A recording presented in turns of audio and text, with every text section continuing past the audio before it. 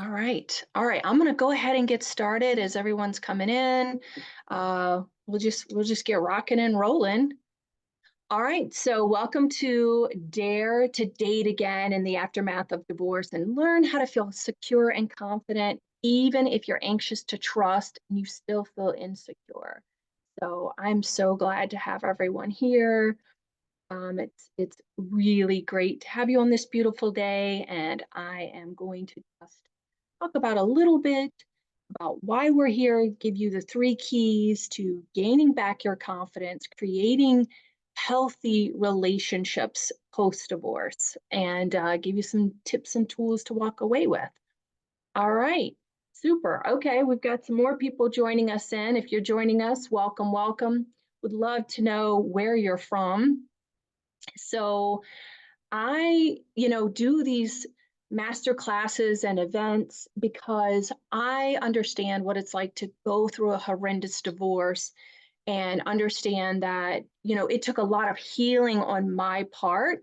And really, for me, my divorce was the beginning of my journey to healing. And now I teach others that you don't have to spend years in therapy.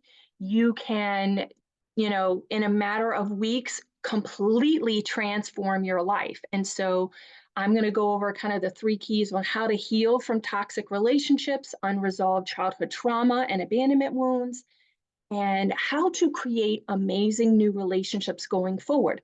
Then at the end of the class, I talk about how we can further work together. I've got a really great session that I can't wait to talk about too at the end. So, all right, I'm going to go over a little bit about me. This is me, little me. um, I grew up, you probably, hear my accent. I've got a Southern accent. I grew up just a, poor country girl from Virginia. My mom was a single mom, and, I think she suffered a lot of chaotic childhood. I don't, she never really talked about it, right? Our parents don't talk about those types of things. So I grew up with a single mom. She had two children. She was divorced by the time I was like 3 or 4, and it was just very chaotic. We moved around a lot. It was very unstable. She had very little schooling. Just jobs were kind of scarce at the time, and so I grew up very poor. It was a very chaotic upbringing. I think she really struggled as a mom, and I know that what I know about generational trauma, that stuff just passes down to us. And so um, my mom was divorced by the time I was 4. My biological father was pretty much out of the picture. I can name a handful of times that I saw my biological father, and the interactions that we had. He was pretty negative. He was kind of not a fatherly figure at all. I was sexually abused when I was 6, 7 years old by a family member, and just growing up with all that poverty, the chaos. It just left me with feeling like not good enough. However, when I grew up, I was the first one to graduate from college. I excelled academically, I excelled professionally. I've got postgraduate degrees. I mean, I think for a lot of people with trauma, it drives us to really excel. So in my professional life, on the outside, I look like I had it together, but my intimate relationships were a hot mess. I got married very young. I was needy. I was controlling. I needed constant reassurance. I also say that I was the queen of grudges, right? I just really struggled with letting mistakes go of me, my partner, anything. And, I repeated my mom's pattern of being divorced. My own children, I had two children, and they were in preschool when I was divorced, and it was a horrendous divorce. We did not get along. It was two failed mediations, two failed attorneys. It was 2.5 years of hell. So a lot of people think that because my ex and I co-parent so well and we get along so well, that we had this, like, conscious uncoupling kind of divorce, and it was like anything but I will say that I do believe it's possible. It's so possible for so many people to have a much better divorce, an amicable amicable divorce and put all that behind them, like I did, and create a great co parenting relationship. Now I've traveled all over the country and, even given some virtual talks internationally, but, pre COVID, just have gone all over the country giving classes and workshops and lectures to divorce professionals and those who've experienced divorce on how to come out of it a better version of yourself, how to use it as the setback to it becoming your launching pad to the best part of your life. And I've met some of my ultimate heroes. I'm here with a great author. I've co-authored 2 women's empowerment books that give tips on how to overcome these setbacks from, other women and I got together and we authored some books to help Matt, other. Yeah. Oh, I can hear something. So let me just make sure we're all muted here. Maybe. Okay, great. All right, yeah, we're all good. Okay, awesome. So, um, so in addition to that, now I teach others how to put their divorce behind them, have a more amicable divorce, have a better co-parenting relationship. But most importantly, it begins with healing yourself, becoming a better version of yourself, letting go of the traumas, letting go of the dysfunctional relationship patterns that will keep us unhappy and keep us feeling stuck after divorce.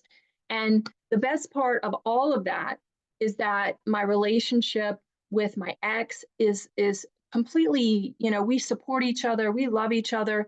His new wife is, my bestie. We lean on each other, we support each other, we go to events together, and our kids get the benefit of having 4 parents. I'm remarried to a beautiful, generous New York Italian.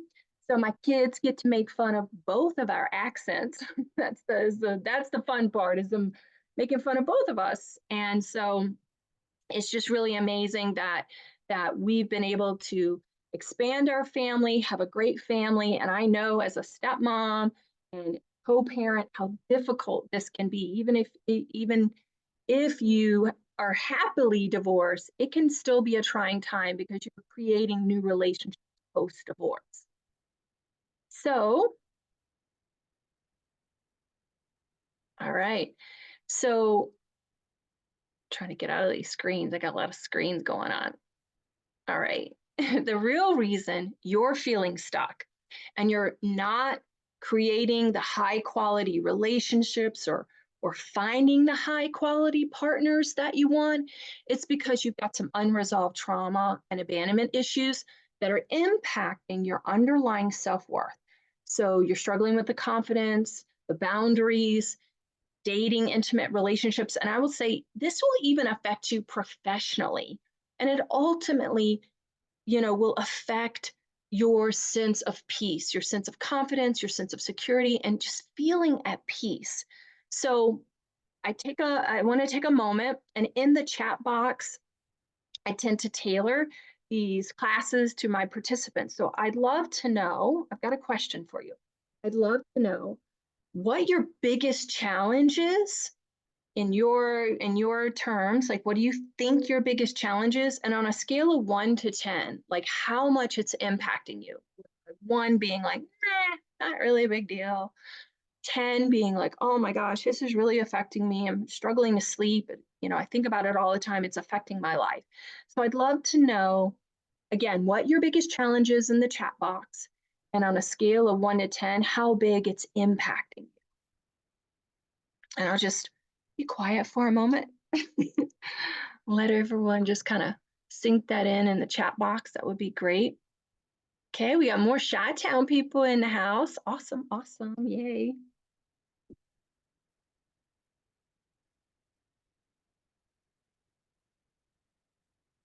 And if you want to private message me in the chat, that works too. That works too. I will take that.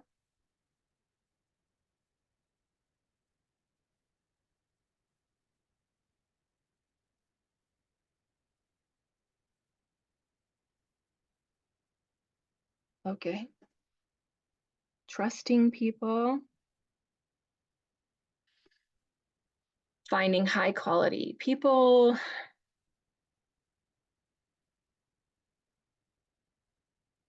Okay.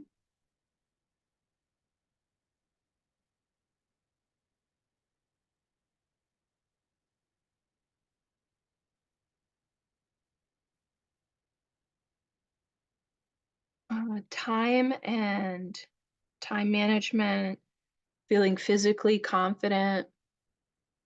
Yeah. Yeah. Okay. Awesome. All right. Awesome. We're definitely going to hit a lot of this today. So good. And if you have any questions, feel free to post that in the chat box as well as I'm chatting. I'll try to keep my eyes peeled for that. All right. So let's talk about trust. So let's talk about trust, right? You don't trust. You're constantly feeling anxious. You don't have healthy boundaries. Maybe you're a people pleaser or you've got the nice guy syndrome, as we call it. And what happens when you're a people pleaser, you tend to become resentful, you become full of anger and resentment, you passive aggressive even in your relationships because you're not very direct, struggle with communication, struggle with a lot of things. And here's the thing about when you don't trust yourself, you're susceptible to toxic people because manipulative people know how to take advantage of certain people and toxic relationships. And perhaps you settle for less personally, professionally, all those people pleasers. I see not only in their relationship arena, how much it impacts them in their work life. It affects all aspects of our lives. And so it's really important that you do the inner work so that you don't get in a toxic relationship, because once you do that, that continues to do mental health damage and it's just damaging, damaging, damaging. So the sooner you fix this, the better off we are. So let's talk about the real reason you're unable to trust. So trust is really about knowing that, you're worthy. But what happens is oftentimes we have an emotionally unavailable parent. Maybe that parent struggled with mental illness, substance abuse, trauma, alcoholism. I think in my case, my mom suffered tremendous amounts of trauma as a child growing up. My God, I think she had 19 brothers and sisters in total, half brothers, half sisters, and they moved. I found out later they had moved all over the South. I couldn't even tell you one state that they lived in for very more than 2 years. So, my mom just brought that into, her own parenting, this, just inability to feel secure. And a lot of people pleasers, they're looking for validation from others because your own emotional needs were not met as a child. So if you had an unavailable parent, you may have even had to parent yourself, and you're not even trusting your own caregiver. How can you trust other people? And the other thing is, a lot of people, their own intuition, I think there's a lot of conditioning. The more we learn about trauma and the way we've been parented through the years, telling children you should be seen and not heard, telling children your feelings don't matter or don't cry about that, and those types of things. The more that children are told those types of things, the more their own feelings are suppressed. So we never really learn how to tune into our own needs, to our own feelings, much less express those feelings, right? So then add on toxic relationship where you were in a marriage where you had to keep the peace, right? You walked on eggshells for years, maybe even decades, and you really had to suppress your own needs, your own feelings, your own wants, your own desires. Then you really, it takes a toll on you. And what happens is, we know this now through decades of research. We've been doing a lot more research on trauma and on dysfunctional relationships and how it really gets suppressed in our body and we become dysregulated. So if you struggle with anxiety, this is dysregulation. Your whole nervous system is so out of whack. You can't trust yourself. You never really truly feel safe and secure and grounded and centered. So in my next slide, you shouldn't trust yourself. I mean, the truth is, you really shouldn't be getting back into a relationship. You shouldn't trust yourself. And there's two reasons why you're very susceptible right now when you're in the dysregulated sense of where you are right now. Is A, you're afraid of missing the red flags again, and you should.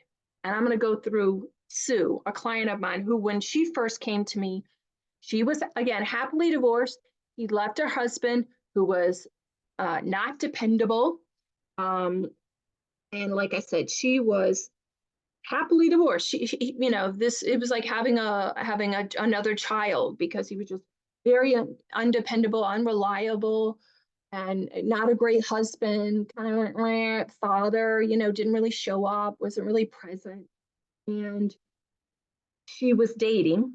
And the reason why she was working with me is because she knew she was a people pleaser. She knew she was settling for less in her relationships. She was really settling for these kind of low quality partners. She was afraid to date men who were highly educated, even though she was highly educated, or who were ambitious because, she thought businessmen were out of her league. Again, these are all like things in her own head. And she started dating this guy, and this was really at the beginning of our work together.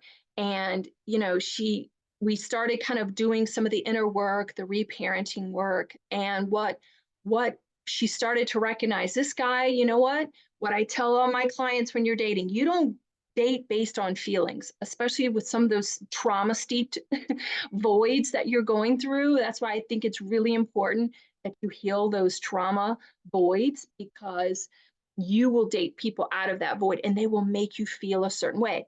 And this is Sue, right? So she said, just like you say, Terry, because I always say, don't date people based on how they make you feel. Do their words and their actions align? And she realized that, this guy's not dependable. He keeps coming with excuses, and he keeps like flaking out on me, and she was seeing the red flags, right? And the next week I talked to her again, and she was still seeing this guy. And I said, "Oh, Sue, you're a data collector."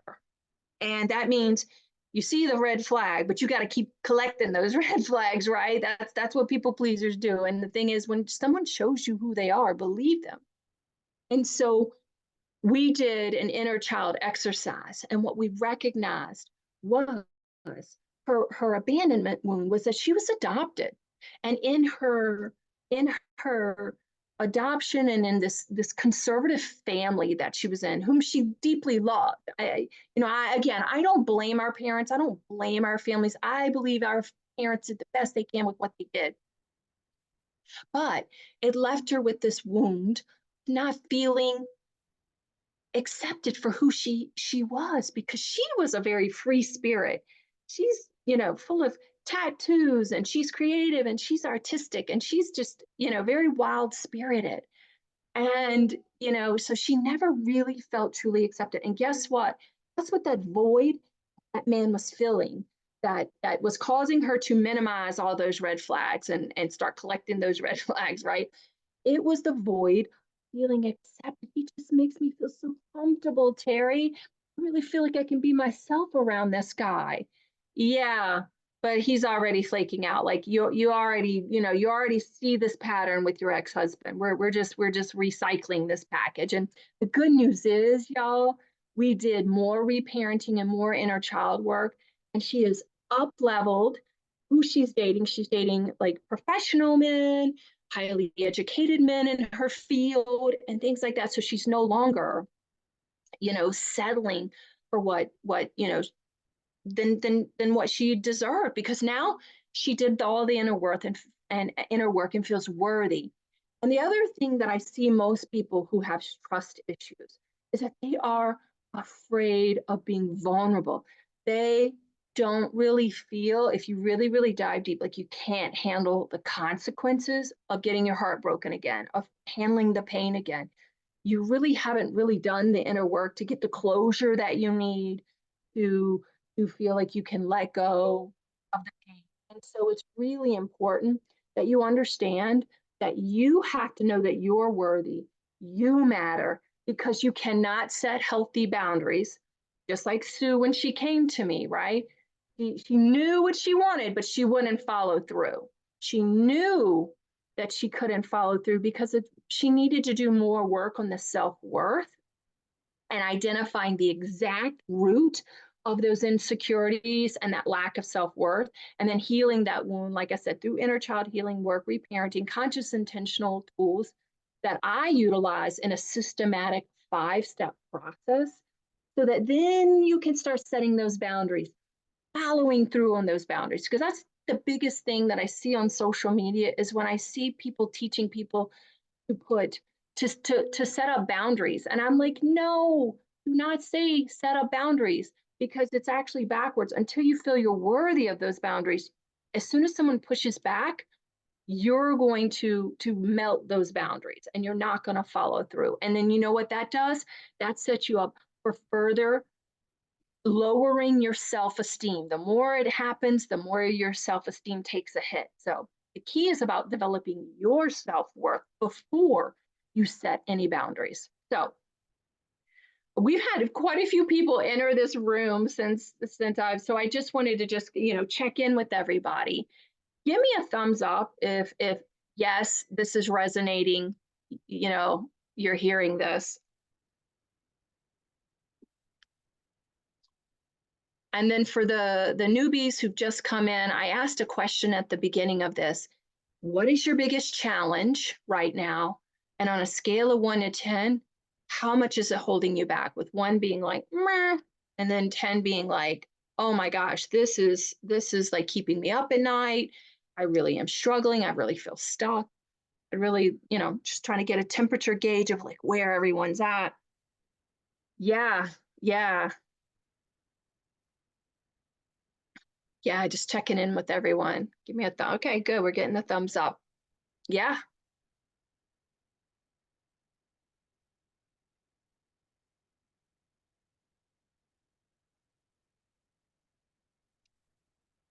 So I want to talk about, let's see, let me close this window here. Get to, so my biggest issue was kind of like the kind of the precipice for me, like really diving deep into the healing process was like my loneliness. When I was separated, I was staying with a friend of a friend because like I said, I lost my home. I was broke. I mean, it was bad.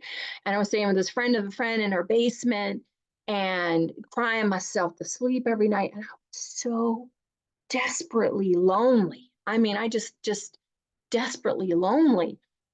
And I really, really, total transparency, I wanted to go out there and I wanted to meet men and I wanted to feel good about myself and I wanted to have men tell me, you're so pretty and you're so smart and you're so funny. I really was seeking that validation from men.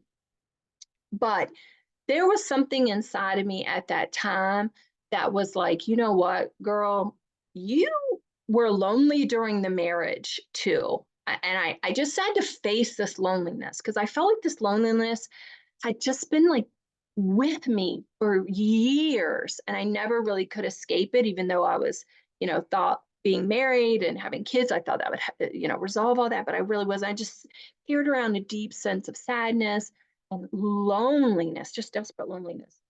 And luckily for me, I just sat with it. And for me, it was sitting with it night after night, crying myself to sleep, crying, hold my babies in my arms at the time. It was sad, very sad. And it was the recognition though that what was really going on was I kind of had my epiphany of like, oh my gosh, I just don't feel lovable. I was like, where's this coming from? And it was really the connection between understanding how when my father left us, my biological father left us, it left me with a deep wound of feeling unlovable. If my own father couldn't love me, I must be pretty damn unlovable. And that's why I had spent so many years looking for men to validate me, to make me feel good about myself, to feel like I was lovable. I was always I mean, you'd ask my ex-husband, I would always ask, "Do you love me? Do you love me?" I mean, it's just constant, needing constant reassurance. So the good news is, for me, even though I didn't know it at the time, these triggers, this judgment, this negative emotion that's following you around, this is just an indicator of where you need to heal. That's the good news, right? You know, my favorite one of my favorite teachers is Peter Crone, and he says life will reveal where you still need healing through people or circumstances. And so for me, I this divorce was like my aha moment, and it was revealing to me I still needed healing about this, about feeling lovable. And if you can understand that that negative emotion is there to teach you something, and so that's why I use a multimodality approach. I use meditation, guided journaling, guided meditations in my systematic process because it's so important that we understand and identify the root of those things.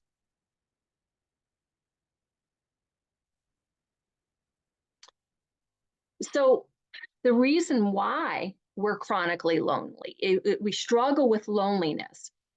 You have, it doesn't have to be a physical abandonment. I've actually had many married people come to me and they're struggling in their relationships because they've had significant trauma, and it doesn't have to be a parent leaving. It could be a parent emotionally unavailable.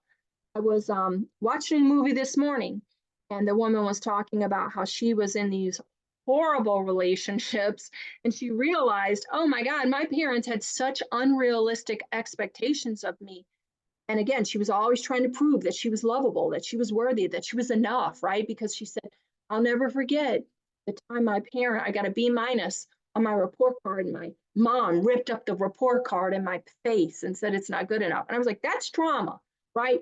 And we have all of that. We may not be consciously aware of it, but sometime, somewhere deep in the recess of our bodies, like I said, through all the research that we know about trauma today, it gets trapped in that body, and it's down in there in a subconscious deep level, and we start building upon that. And it could be having a parent who gives you conditional love. Or I had one gentleman who, in one case, his father just carried around this resentment against. And again, I'm telling you, children are programmed to sense everything about their parents. They pick up on those subconscious stuff that our parents are not saying. We pick that up whether our parents mean to or don't mean to. And he just knew he was an accidental baby. I think it was 10 or 12 years between him and his brothers and sisters or something. It was not a planned. And it was just this seething resentment from his father. And he knew it. He knew it. We know that as children. So it leaves you with the sense of like unworthiness. And that's really what the real feeling of what loneliness is what we think is like we want approval from others. We want validation from others. But the truth is, it's not about being disconnected from anyone else. It's about the disconnection we feel from our true selves, our unconditionally loved self, our unconditionally accepted self. Once you connect that, then you're no longer lonely. So for me, it was a process of giving myself that unconditional love, that unconditional acceptance from other, that we're seeking from others. But y'all, I always say you cannot heal internal problems with external solutions. And so many of us do that, right? And so, like I said, if you utilize a systematic 5-step actionable process with intentional tools and exercises to learn how to build that self-worth and develop the unconditional love and acceptance, then you start finding partners who love you for you, right? That's the beauty of it. Anybody else experience loneliness? I would like love to know. And I don't want to be the only one. I surely I am not the only one that just would feel so lonely and just so sad. And then realize it wasn't just in the divorce, it was in the marriage too.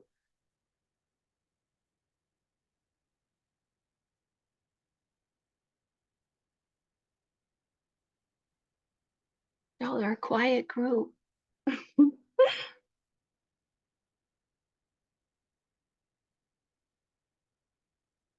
I'll give you all one more minute if you want to just share anything about loneliness or trust, or if this is resonating, give me a thumbs up. I just want to make sure, yeah, it's about that disconnection from ourself. It doesn't matter, because you'll be in a crowd of people who love and adore you, and you'll still feel alone. That's like the true that's the true sadness.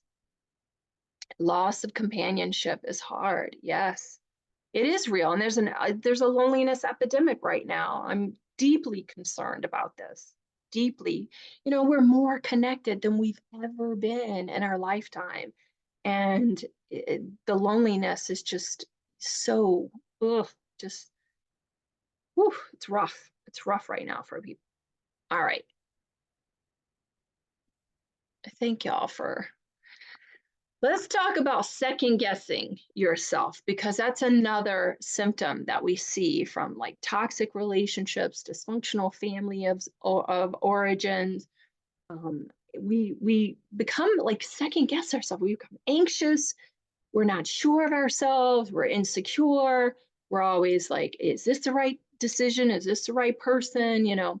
So if you have people pleaser tendencies, if you struggle with boundaries, it's like I said before, life will present you with people and events to reveal where you still need healing.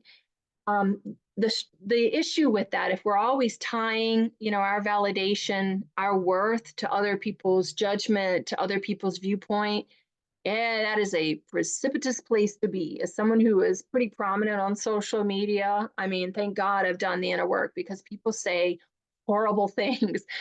And my sister and I have been talking about the dating apps, because she's on dating apps. And oh my goodness, it's brutal. It is brutal. The audaciousness of people is shocking. And as long as we're tied to how other people see us and view us, man, we're an emotional prisoner. And you can never find peace if how you view yourself is tied to outside sources. And unfortunately, you'll continue to repeat toxic relationships until you heal the underlying wound that causes you to minimize red flags. You'll be just like Sue, going down that rabbit hole of repeating the same partner in a different skin suit, right? And like, oh, he's got the same issue, and but but he makes me feel so accepted about myself. So once you give yourself what you're looking for from other people, you won't need that. You'll see people for who they are and date high quality people. I'm going to talk about Bob too in just a minute, because when Bob came to me too, he actually was in a relationship, and most of the people come to me, especially men, after they've had like a string of like, not right after the divorce, but after a string of toxic relationships, and they go, oh shit, it wasn't my ex. Like, I keep repeating this. In fact, some of these people are worse than my ex, and I think that I see it and I don't, right? Bob came to me. Now, the thing is, he was questioning his relationship. He was in a committed relationship, and he just didn't know, he was second guessing himself. He was super anxious, and he just didn't know, should I continue with this? She's a great person, but I just don't trust myself. I don't know. I have such horrible, patterns here. I'm not, she seems like a good person. Is she really, or am I deluding myself? And I mean, it was he was numbing himself with a little too much alcohol, and trying to ease that anxiety, and again second guessing himself. And the reality is, when he healed that wounded little boy that had been really just devastated from his father, he had a demanding father, right? And it just left him feeling like not good enough. And talk about a people pleaser. He really was a people pleaser. And so, the good news is through all of our inner work, he ended up uh, doing amazingly well, even during COVID. He was a boss at his business. It was a very well business, a very big business locally, actually. And, he started stepping into his leadership, because before we started working together, one of the symptoms he would do, like, people would come to him with these little micro, like, disagreements or little stuff that he had no business because he's a leader of the company. Can you imagine like having a Facebook issue on Facebook and going to, Mark Zuckerberg? It was just like, no, that's not, you need to be a leader and walk in that confidence. And once he started doing the inner work, man, his relationship with his girlfriend at the time, who they're now engaged, and his work took off, and he just felt so much confident, and he didn't have all these little fires to put out at work. It was really amazing. And the thing is, it again, healthy boundaries begins with you developing the self-worth, and self-worth begins with radical self-care, unconditional love and acceptance, healing those subconscious beliefs that are driving your patterns and the childhood traumas. Like I said, when Bob did all of that, everything in his life flourished. He wasn't no longer questioning himself. He felt really confident. His relationship even with his father improved, because he stopped like being a little boy around his dad, and he just kind of showed up as a grown man and was able to heal a lot of those issues, even though his father never apologized and there was never a conscious discussion about it. We can heal those relationships with our parents on our own so that we show up very differently, and we show up differently for our kids. The whole reason I do so much of this is because I want to be the best mother that I can for my children, and I want to end this generational trauma for my kids. I don't want them to go through what I went through. And the truth is, I wish that I could give you a magic pill and I could say, here you go, here's a magic pill. It's $10 a day. All you got to do is just, take this, and every day you'll be great. And it doesn't work that way. Healing is a multifaceted process, complicated process, and it's an individualized process too. Traditional talk therapy leaves you stuck because, like I've been talking about on this class today, trauma stuck inside our body, and you need somatic work, and you need multimodality work to really, you know, heal it. And if we're just talking about being a victim over and over and over again, we're just re-traumatizing ourselves. We're re-victimizing ourselves. And so many 99% of my clients come to me and they've done therapy and it's helped, but it's only gotten them so far. But what I believe that people need is a systematic, multimodality, actionable process, because I'm an action taker. And when you learn the multimodalities and then you have these tools in your tool belt forever, it just is amazing. It is so amazing. So what I'd invite you to do is to reach out to me, because I would love to, give you the magic pill, like I said, right now, right here. But it really is a customizable, personalized viewpoint of how to heal. And it takes identifying the exact root of that and then healing that root. And what I do on our breakthrough phone call is we talk about the exact root of your issue that is causing you to feel stuck. Now, this breakthrough phone call is for you if you've maybe tried traditional talk therapy and it left you still feeling stuck, right? Years and years of therapy.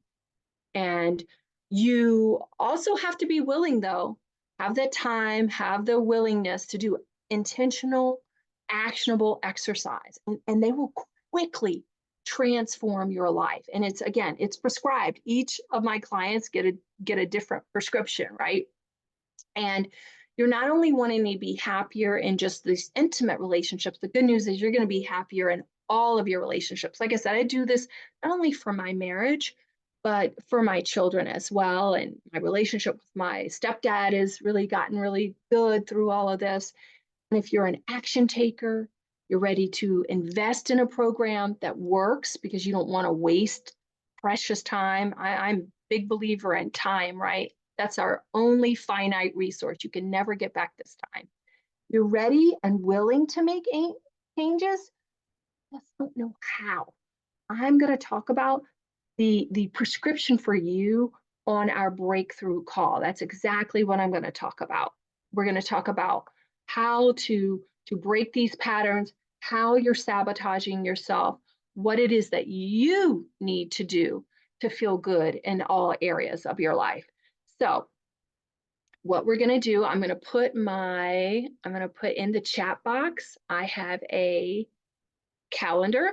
So I'd love, and I'll send this out in an email too, so that if you're interested in booking your breakthrough session, again, is where we're going to develop the roadmap. We're going to identify the exact root of your issue and how you're sabotaging your relationships, how to develop that self-worth plan so that you are showing up with healthy boundaries, feeling confident, how to soothe that dysregulated nervous system so that you can show up grounded and confident and secure in all areas of your life. So you want that call, all you got to do is just copy and paste or click this link that I'm putting in the box right now. And while y'all are doing that, I would just love to know, what is your biggest takeaway from today or your biggest aha moment? I just really would love to know what your biggest aha moment is. So if you want to write that in the chat box, I would love to hear that.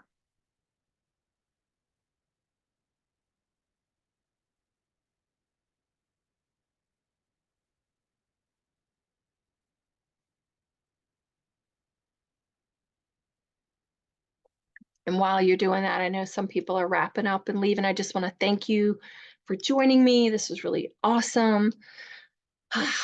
Take a breath now. The self-sabotaging. Yep, same here, right here. Been there, done that. Got the Divorce Sucks t-shirt. Self-sabotage. Like I said, I looked so great on the outside. On the inside, I was like a hot mess, inner chaos, a lot of negativity. But yeah, and again, we end up sabotaging healthy relationships. That was totally my pattern for sure. So, okay, awesome. I hope you guys will click on the link. Thank you for joining me. And again, I'll email out this information as well. Thank you so much for joining.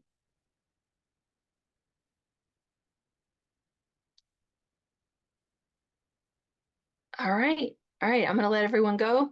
Thank you. I'll send this link out in an email and I look forward to talking with you.